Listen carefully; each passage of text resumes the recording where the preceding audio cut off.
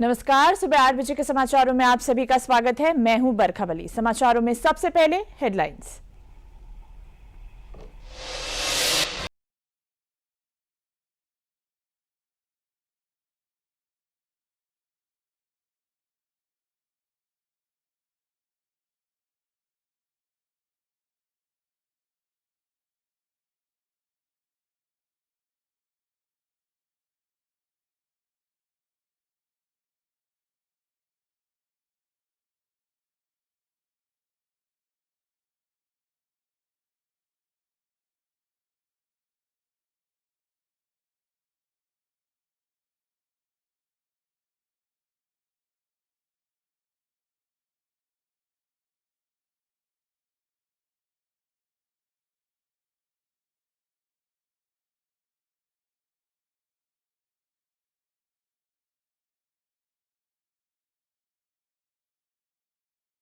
लागू की जाती है योजनाएं।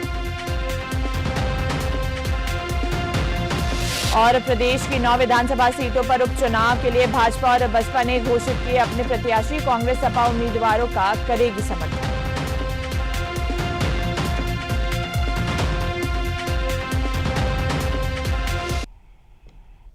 और अब खबरें विस्तार से। रक्षा मंत्री राजनाथ सिंह ने कल चीन को लेकर एक बड़ा बयान दिया। ये बयान इसलिए भी बेहद अहम हो जाता है क्योंकि ब्रिक्स शिखर सम्मेलन में पीएम मोदी और चीनी राष्ट्रपति शी जिनपिंग के बीच द्विपक्षीय वार्ता हुई थी। उसके बाद रक्षा मंत्री राजनाथ सिंह का ये बयान बेहद अहम हो जाता है। ये रिपोर्ट देखिए। Significant development that underscores the importance of defense dialogues on the global stage. India and China have been involved in talks both at diplomatic and military levels to resolve their differences in certain areas along the LAC. Pursuant to the talks, broad consensus has been achieved to restore ground situation based on the principles of equal and mutual security. The consensus achieved includes patrolling and grazing to traditional areas. This is the power of engaging in continuous dialogue because sooner or later solutions will emerge. रक्षा मंत्री राजनाथ सिंह का यह बयान चीन और भारत के बीच LAC पर बनी सहमति को लेकर है। राजनाथ सिंह ने इस सहमति को एक महत्वपूर्ण घटनाक्रम बताया है। रक्षा मंत्री राजनाथ सिंह का ये बयान ब्रिक्स में पीएम मोदी और चीनी राष्ट्रपति शी जिनपिंग के बीच हुई द्विपक्षीय वार्ता के बाद आया है। ब्रिक्स में बुधवार को बैठक के बाद पीएम मोदी ने दोनों देशों के बीच हुई बातचीत को लेकर क्या कहा था, आपको वो भी सुनना चाहिए। सीमा पार पिछले 4 वर्षों में उत्पन्न हुए मुद्दों पर बनी सहमति का हम स्वागत करते हैं। सीमा पर शांति और स्थिरता बनाए रखना हमारी प्राथमिकता रहनी चाहिए। म्यूचुअल ट्रस्ट, म्यूचुअल रिस्पेक्ट और म्यूचुअल सेंसिटिविटी हमारे संबंधों का आधार बने रहना चाहिए। पीएम मोदी और चीनी राष्ट्रपति शी जिनपिंग के बीच ये बैठक करीब 50 मिनट चली थी और 5 साल में ये पीएम मोदी और शी जिनपिंग के बीच ये पहली बैठक थी। इस बैठक को दोनों ही देशों के बीच एलएसी को लेकर चले आ रहे तनाव के अंत की शुरुआत माना जा रहा है।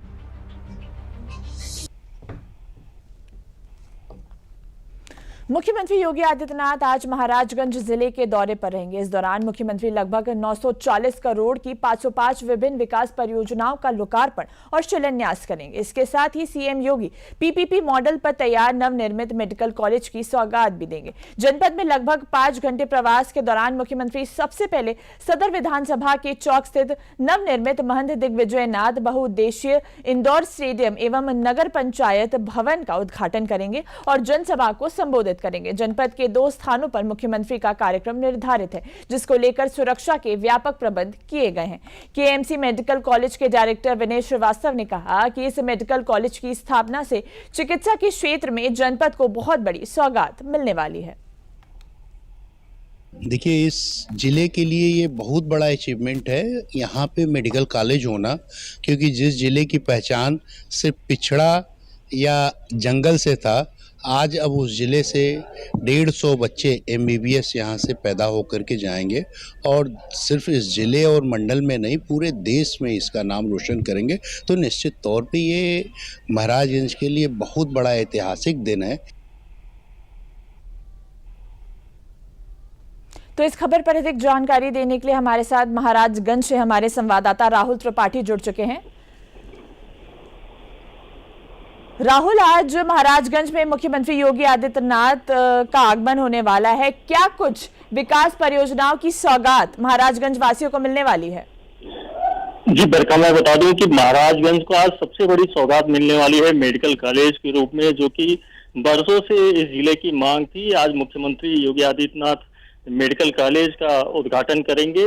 इसके साथ ही जो युवाओं के लिए इंडोर स्टेडियम की मांग थी उसको भी मुख्यमंत्री ने पूरा करने का काम किया है, जो चौक बाजार में महंत दिग्विजयनाथ बहुउद्देशीय इंडोर स्टेडियम का आज उद्घाटन करेंगे। आपको बता दें कि मुख्यमंत्री 11 बजे लगभग यहाँ पे महाराजगंज के चौक बाजार में पहुंचेंगे, जिसके बाद वह सबसे पहले चौक बाजार के इंडोर स्टेडियम का उद्घाटन करेंगे और उसके बाद नगर पंचायत कार्यालय परिसर का वह उद्घाटन करेंगे, जहां पर विभिन्न योजनाओं के लाभार्थियों से भी मिलेंगे और उनको प्रमाण पत्र प्रदान करेंगे। इस दौरान मुख्यमंत्री वहां पर जनसभा को भी संबोधित करेंगे, जिसके बाद मुख्यमंत्री का कार्यक्रम वहां पे चौक बाजार में गोरखनाथ मंदिर, सोनारी देवी मंदिर दर्शन पूजन का भी है, जिसके बाद वह चौक बाजार स्थित गोरखनाथ मंदिर के छावनी परिसर में भी जाएंगे, जहां पर वहां स्थानीय लोगों से वह मुलाकात करेंगे।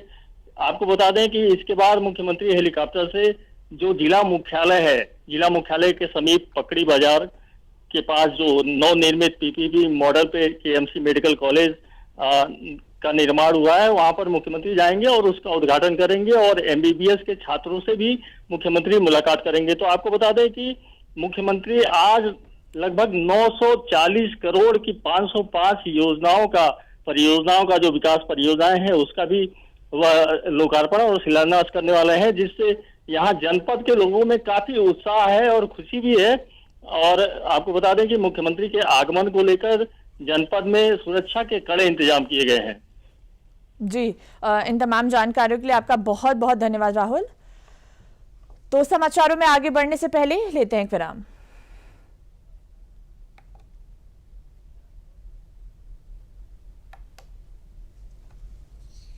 ये विशाल है ना, इसका सब प्रॉपर चलता है। कल उसके बैंक अकाउंट में 15,000 रुपए का फ्रॉड हुआ है, पता है? इसको तो कोई टेंशन ही नहीं होती है, देखना। टेंशन क्यों? मेरी कोई गलती नहीं थी। फिर भी फ्रॉड होने पर मैंने तुरंत बैंक को इन्फॉर्म कर दिया। RBI कहता है अगर आपके अकाउंट से किसी ने धोखे से पैसे निकाले हैं तो बैंक को जल्द से जल्द इन्फॉर्म कीजिए। 3 दिन के अंदर इन्फॉर्म किया तो कोई नुकसान नहीं होगा। जितना लेट करोगे उतना ज्यादा नुकसान। और सुन, सब चलता नहीं है, प्रॉपर चलाना पड़ता है। RBI कहता है जानकार बनिए, सतर्क रहिए। समाचारों में आगे बढ़ते हैं। अयोध्या में राम मंदिर की प्राण प्रतिष्ठा के बाद पहले दीपोत्सव को लेकर तैयारियां जोरों पर हैं। योगी सरकार खुद दीपोत्सव को लेकर तैयारियों पर नजर रखती है और इस बार तो एक नया वर्ल्ड रिकॉर्ड बनाने की भी तैयारी है। पूरी रिपोर्ट देखिए।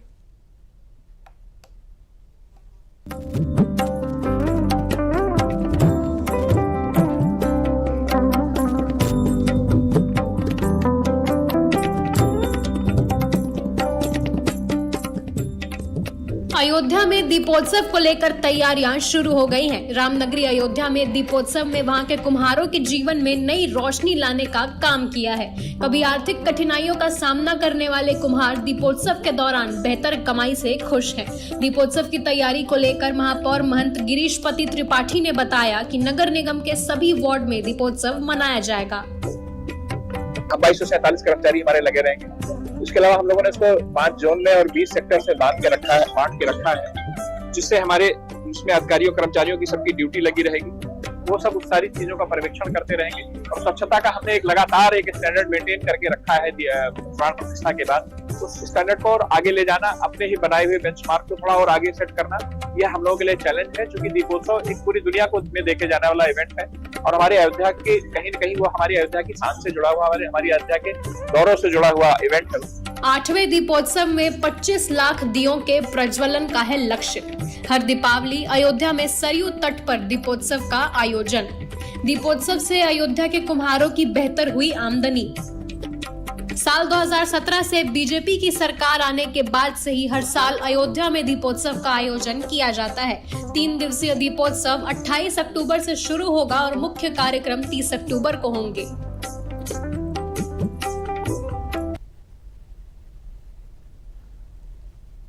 अयोध्या में दीपोत्सव की तैयारियों की अधिक जानकारी के लिए चलते हैं अयोध्या में मौजूद ईडी न्यूज के संवाददाता राजेंद्र सोनी के पास। राजेंद्र, राम मंदिर प्राण प्रतिष्ठा के बाद ये पहली दीपोत्सव है जिसको लेकर सभी लोग काफी उत्साहित है। क्या कुछ तैयारियां चल रही हैं?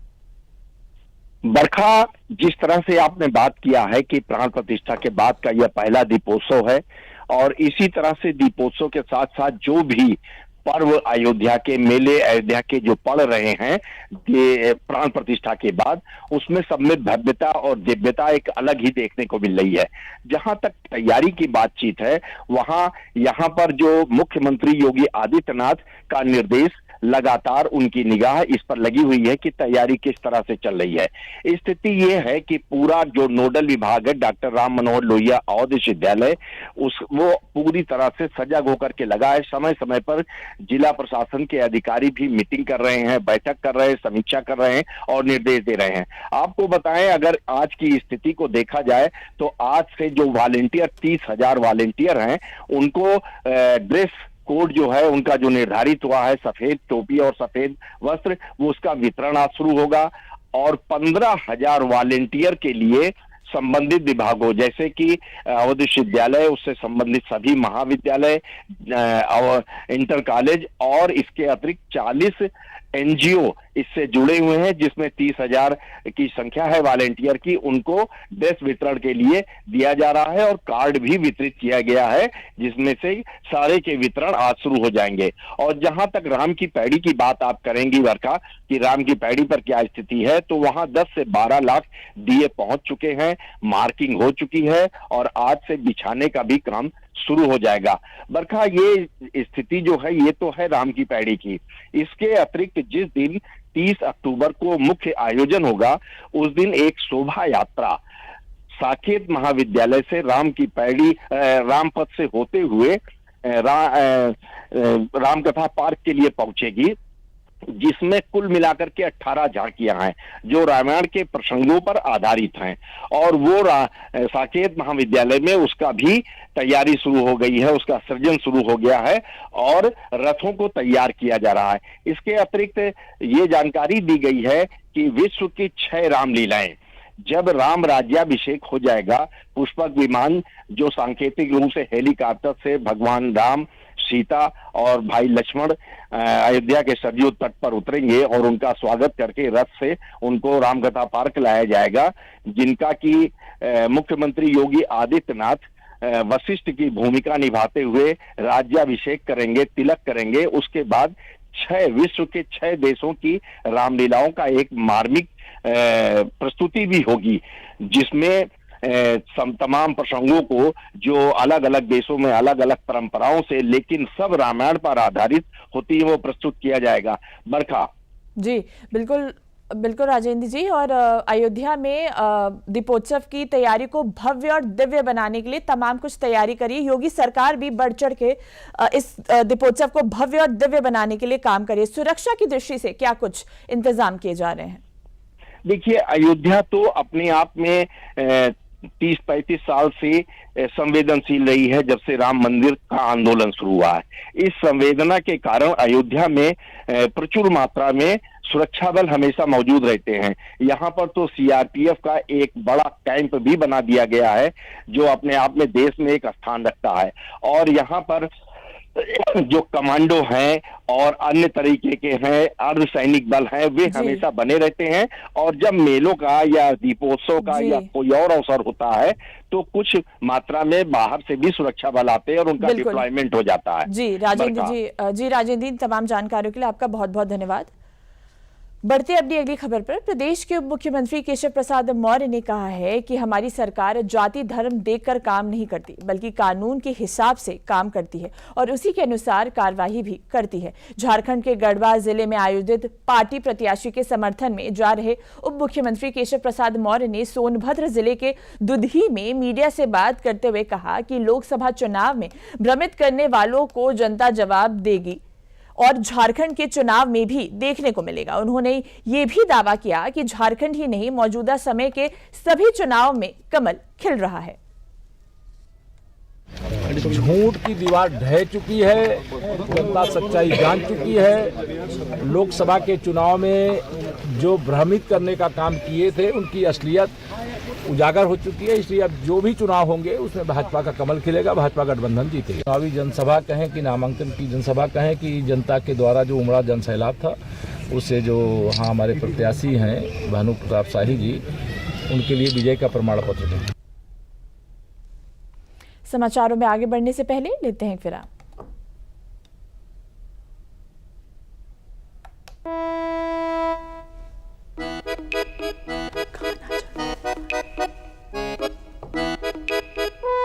हर घर के खाने की शान, खुशबूदार बैद्यनाथ गाय का देसी घी, शुद्ध भी स्वादिष्ट भी। समाचारों का रुख करते हैं। प्रदेश की 9 सीटों पर उपचुनाव होना है और कल दिन भर अलग अलग सियासी पार्टियों की लिस्ट आती रही। शाम तक सभी 9 सीटों पर मुकाबलों की तस्वीर साफ हो गई। इस रिपोर्ट में हर एक सीट के बारे में जाने और ये भी जाने कहां त्रिकोणीय मुकाबला है और कहां सीधी टक्कर बीजेपी और सपा गठबंधन में है।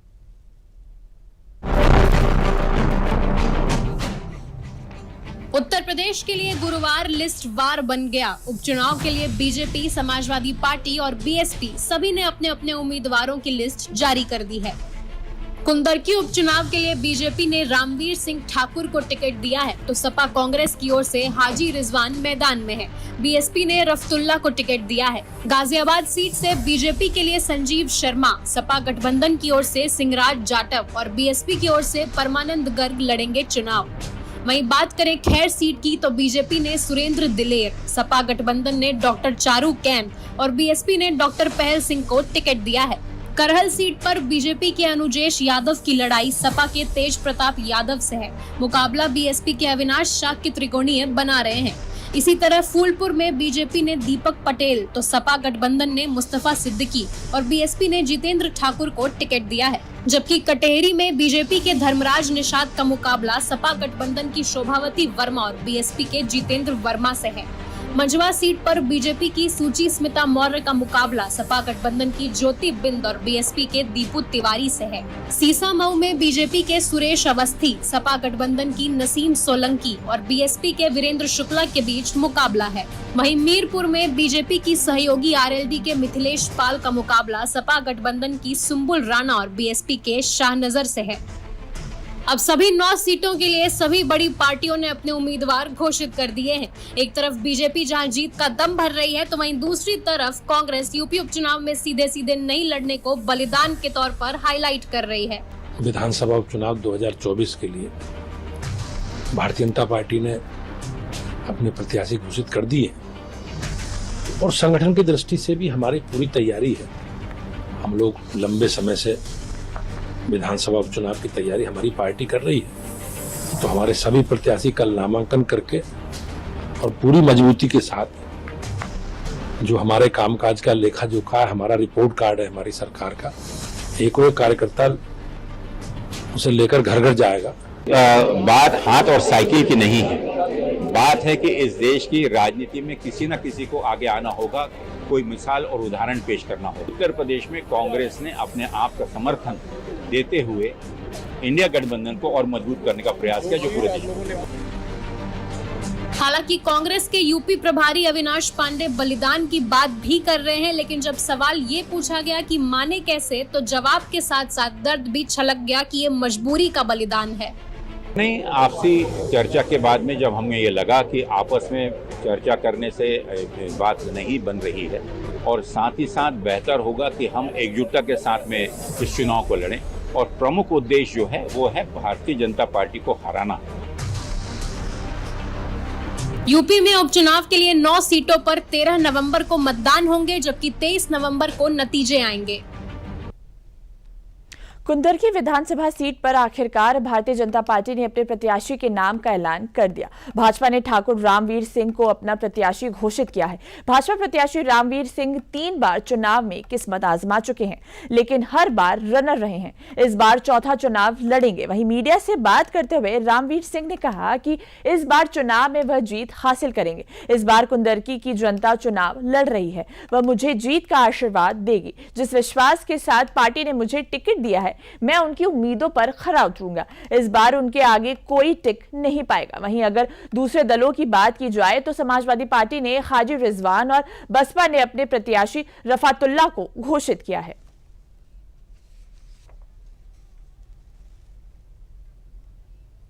और अपने जिला और क्षेत्र के संगठन को भी मैं धन्यवाद दूंगा कि उन्होंने अपने स्तर से जो क्षेत्र में सही जानकारी, जो फीडबैक था, उन्होंने उसी तरीके से आगे चीज़ें बढ़ाने का काम किया।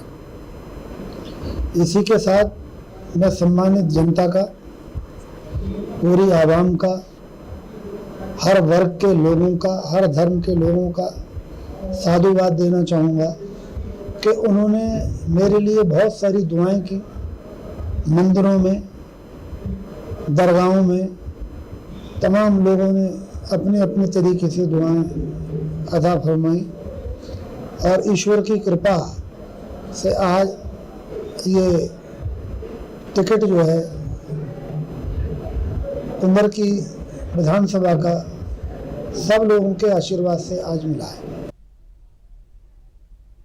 यूपी में हो रहे उपचुनाव को लेकर प्रयागराज के फूलपुर में सरगर्मियां तेज हो गई हैं। भारतीय जनता पार्टी ने फूलपुर सीट से अपना प्रत्याशी दीपक पटेल को नियुक्त किया है। प्रत्याशी बनाए जाने पर दीपक पटेल के घर पर जश्न का माहौल बना हुआ है। दीपक पटेल ने कहा कि फूलपुर क्षेत्र के विकास के कार्यों को हमेशा गति देता रहूंगा। फूलपुर में काफी बड़ी संख्या में विकास कार्य हो चुके हैं और जो कुछ बाकी है उन सबको पूरा करूंगा। मंत्री जी को, संगठन के शीर्ष नेतृत्व के लोगों को बहुत बहुत धन्यवाद देता हूं कि हम पे उन्होंने विश्वास व्यक्त किया है। रही बात चुनाव की रणनीति की, तो जो भारतीय जनता पार्टी के मुद्दे रहे हैं, कानून व्यवस्था, विकास, आम जनमानस तक सरकारी सब योजनाएं पहुँचे, वही मुद्दे रहेंगे। उन्हीं मुद्दों पर हमें चुनाव करना है। देखिए, आगे योजनाएं तो लगातार सरकार हमारी इतना काम कर रही है कि फूलपुर लोकसभा में महाकुंभ से को लेकर के इतना काम हो रहा है कि अनगिनत काम हो रहे हैं। इसलिए जो जनमानस की आवश्यकताएं होंगी, उस काम को, जो जनता की मांग होगी, उन काम को पूरा करने का प्रयास करेंगे, काम करेंगे। समाचारों में आगे बढ़ने से पहले लेते हैं विराम।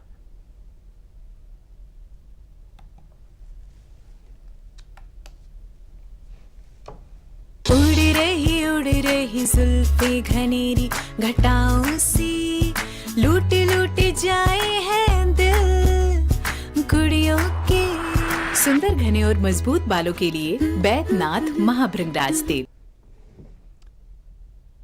समाचारों में आगे बढ़ते हैं। दिवाली पर मोदी सरकार ने देशवासियों को एक नहीं बल्कि कई तोहफे दिए हैं। केंद्रीय कैबिनेट की बैठक में कुछ बड़े फैसले लिए गए हैं। रेलवे की 2 बड़ी परियोजनाओं को कैबिनेट बैठक में मंजूरी मिली है। आइए देखते हैं ये रिपोर्ट। इस साल 7000 ट्रेन्स रन की जा रही है, छठ और दीपावली के लिए स्पेशल ट्रेन्स। पीएम मोदी की अध्यक्षता में आर्थिक मामलों की मंत्रिमंडलीय समिति ने गुरुवार को रेल मंत्रालय की 6,798 करोड़ रुपए की अनुमानित लागत वाली 2 परियोजनाओं को मंजूरी दे दी है। इन परियोजनाओं से आंध्र प्रदेश, तेलंगाना और बिहार के 8 जिले कवर होंगे। मिथिलांचल में बहुत इम्पोर्टेंट एक प्रोजेक्ट है। नॉर्थ बिहार को और नॉर्थ ईस्टर्न स्टेट्स को स्ट्रैटेजिक कनेक्टिविटी देने के लिए बड़ा प्रोजेक्ट सैंक्शन हुआ है, बहुत बड़ा प्रोजेक्ट सैंक्शन हुआ है। ये प्रोजेक्ट है 256 किलोमीटर, 256 किलोमीटर का, नरकटियागंज, रक्सौल, सीतामढ़ी, दरभंगा, नरकटियागंज, रक्सौल, सीतामढ़ी, दरभंगा और सीतामढ़ी, मुजफ्फरपुर। आने वाला समय छठ का समय है, तो आप सबको बहुत अग्रिम शुभकामनाएं दीपावली और छठ की। और इसमें आज माननीय प्रधानमंत्री श्री नरेंद्र मोदी जी ने अप्रूव किया है कैबिनेट में। एक बहुत लंबे समय से जो उत्तर बिहार के हमारे सभी साथियों की जो ड्रीम थी, उस ड्रीम प्रोजेक्ट को आज अप्रूव किया गया है। अमरावती रेलवे लाइन को मंजूरी दे दी गई है। इसके लिए कृष्णा नदी पर 3.2 किलोमीटर लंबा नया रेलवे पुल बनाया जाएगा। ये अमरावती को हैदराबाद, चेन्नई, कोलकाता और नागपुर से जोड़ेगा। इसी कड़ी में आज दो बहुत बड़े फैसले लिए गए हैं। पहला लिया गया है अमरावती रेलवे लाइन। आप सब जानते हैं अमरावती आंध्र प्रदेश की नई कैपिटल सिटी है और ये कैपिटल सिटी बहुत ही एक नए तरीके से, साइंटिफिक तरीके से इसको डेवलप किया गया है, जिसमें अर्बन किया जा रहा है, जिसमें कि अर्बन प्लानिंग के सारे पॉइंट्स को इसमें फोकस किया गया है। तो अमरावती के लिए रेलवे कनेक्टिविटी करने के लिए एक नई लाइन 57 किलोमीटर्स की 2245 करोड़ रुपीस के इन्वेस्टमेंट से बनेगी। जिन दो परियोजनाओं को मंजूरी दी गई है उसमें 2245 करोड़ रुपए की लागत से अमरावती रेलवे लाइन और बिहार को पूर्वोत्तर से जोड़ने के लिए 256 किलोमीटर रेल लाइन की डबलिंग को मंजूरी दी है। इन परियोजनाओं को अगले 5 सालों में पूरा किया जाएगा।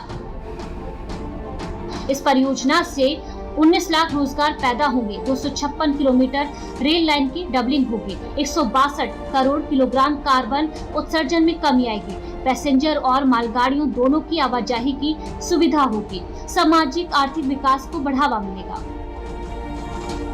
इसके अलावा सरकार ने स्पेस सेक्टर के स्टार्टअप के लिए 1000 करोड़ रुपए के वेंचर कैपिटल फंड को भी मंजूरी दी है। इस फंड को पेशेवर फंड मैनेजर द्वारा ऑपरेट किया जाएगा। इसकी इंडिकेटिव इन्वेस्टमेंट रेंज 10 से 60 करोड़ रुपए होगी। सरकार को प्राइवेट फंड के को इन्वेस्टमेंट से कई गुना अधिक प्रभाव की उम्मीद है।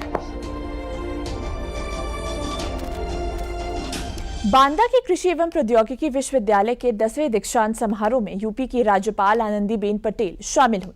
राज्यपाल ने विश्वविद्यालय के 347 उत्तीर्ण छात्र छात्राओं को उपाधि प्रदान करने के साथ ही 22 मेधावी छात्र छात्राओं को मेडल देकर सम्मानित भी किया।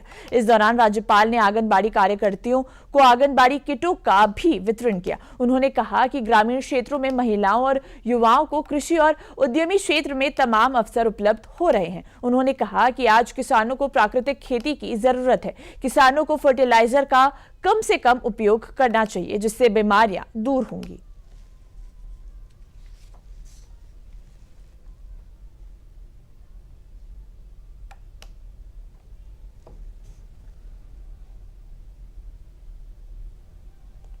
कृषि क्षेत्र एक ऐसा क्षेत्र है जो रोजगार अन्न देता है, पोषण देता है।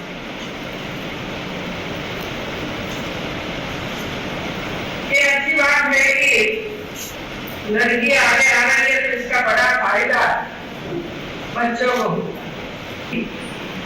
तो जो आज समस्या है दवा इसके कारण जो बीमारियां बढ़ रही और आगे जाकर पूरा भारत प्राकृतिक खेती का जो खर्च होता है वो खर्च बचता है। बचता है तो विकास की कामयाबी ये है कि हमारे किसान धीरे धीरे करके प्रेरणा देनी पड़ेगी, लक्ष्य तैयार करना साल में हम काफी कुछ परिवर्तन कर सकते हैं। आज जिस बेटे बेटियों को जो अवार्ड प्राप्त हुआ है सबको मैं बहुत बहुत बधाई देती हूं। समाचारों में आगे बढ़ने से पहले लेते हैं एक विराम।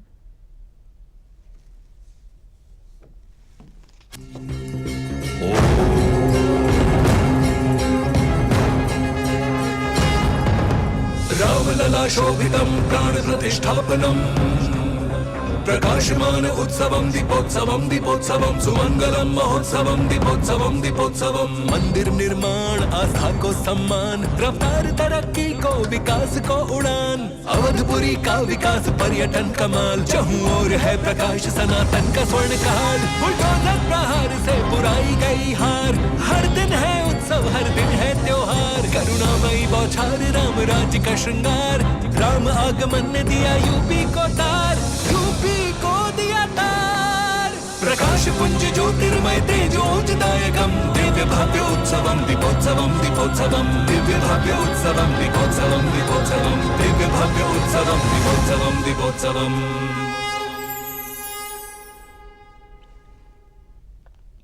समाचारों में अगली खबर अंतर्राष्ट्रीय जगत से।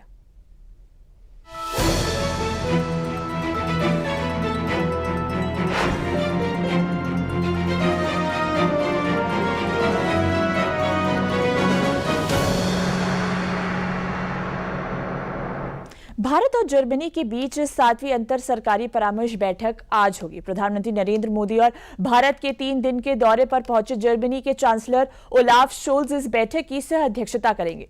दोनों देशों के बीच सुरक्षा और रक्षा सहयोग बढ़ाने, प्रतिभा की गतिशीलता के लिए अधिक अवसर, गहन आर्थिक सहयोग, हरित सतत विकास और साझेदारी और उभरती रणनीतिक प्रौद्योगिकियों के क्षेत्र में सहयोग पर विचार विमर्श करने के लिए बातचीत करेंगे। तो समाचारों में अभी के लिए बस इतना ही। मुझे दीजिए इजाजत। नमस्कार।